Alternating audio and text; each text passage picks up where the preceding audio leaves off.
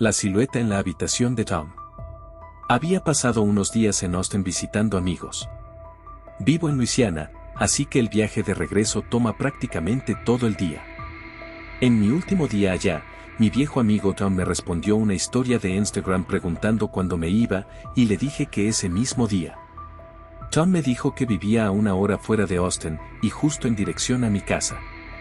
Hacía años que no lo veía, así que pensé que sería buena idea pasar a saludar.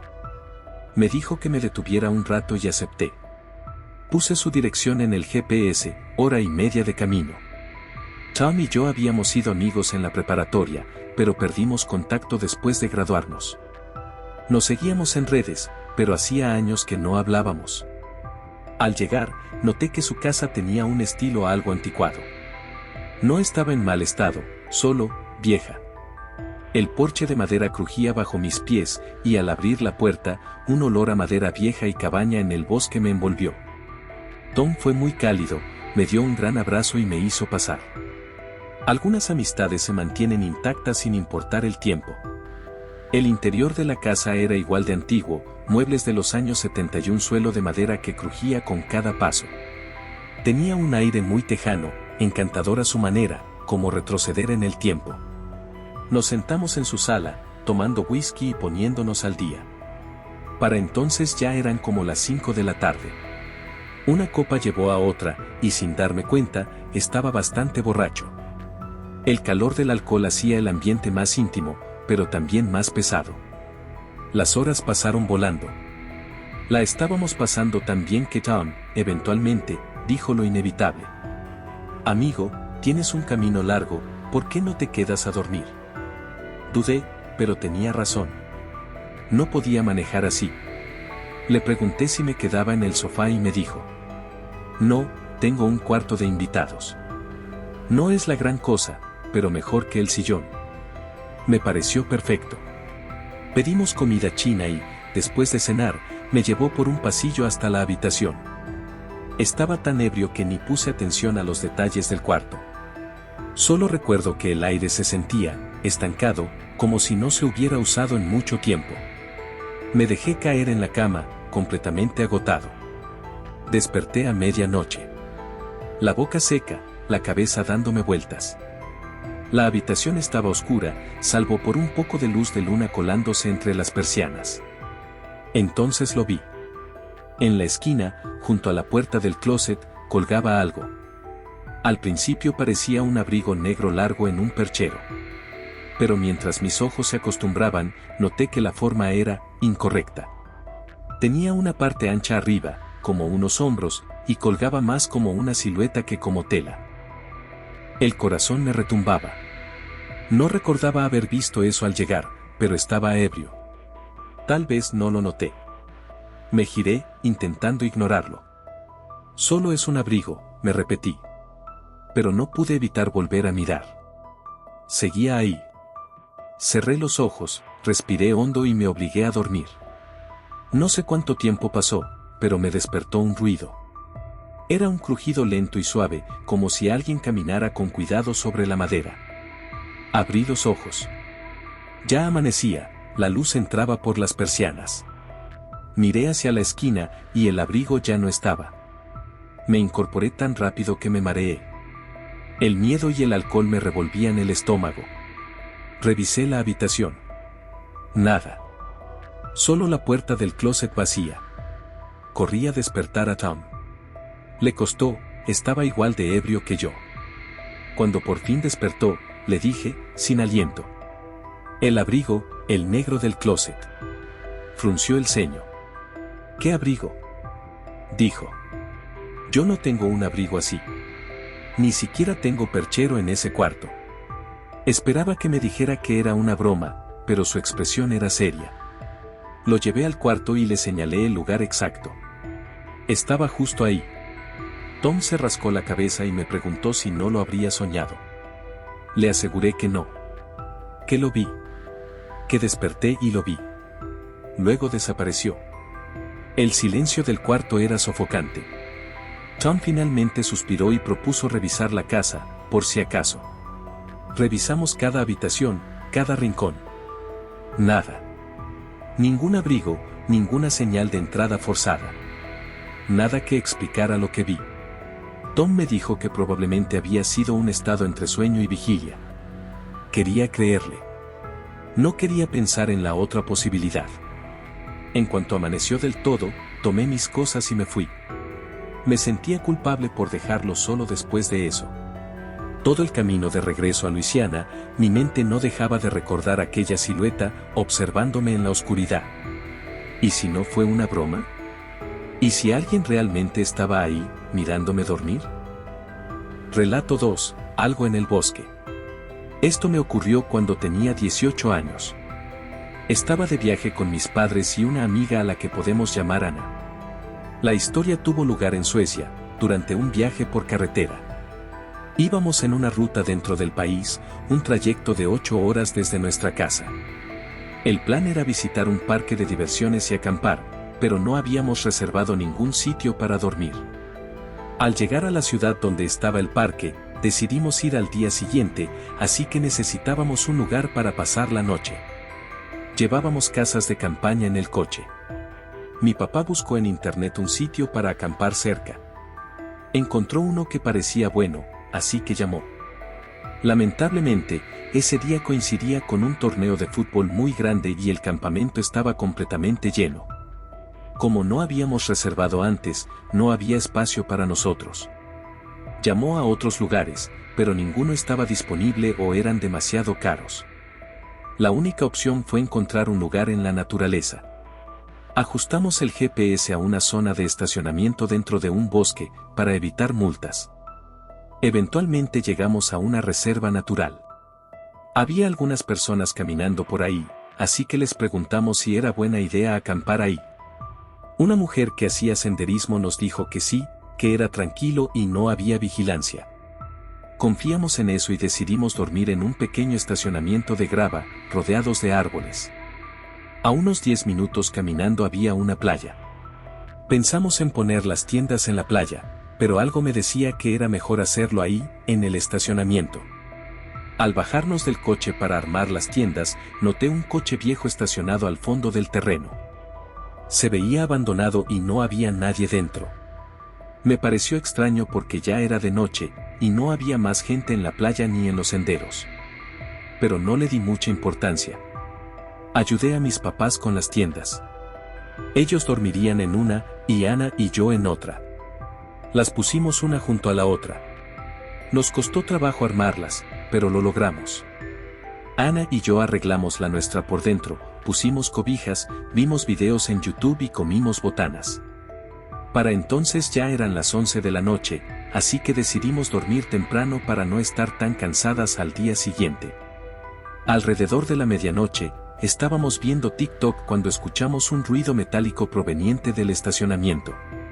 Sonó como si alguien hubiera tirado una pala sobre la grava. Ambas nos sobresaltamos y nos miramos con miedo, preguntándonos qué fue eso.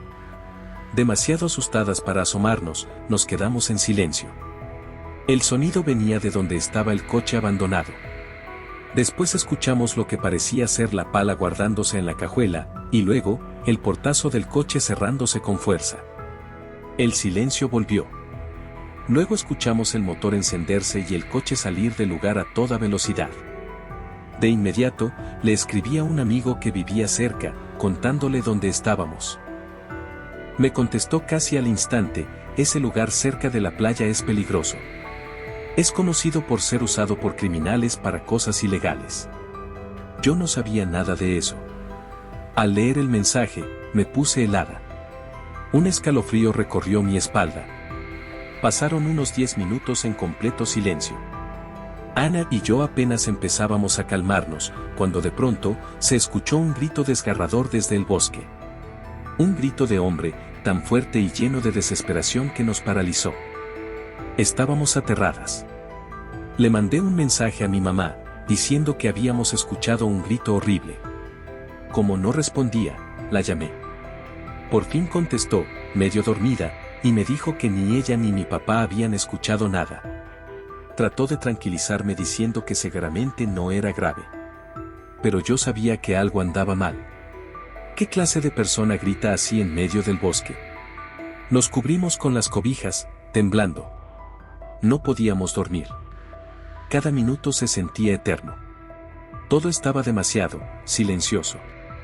Y entonces lo escuché, pasos. Alguien caminaba alrededor de nuestras tiendas, con cuidado. Como si no quisiera ser escuchado. Ana y yo nos quedamos congeladas. Apagué la pantalla del celular para no iluminar nada. Podía escuchar el latido de mi propio corazón.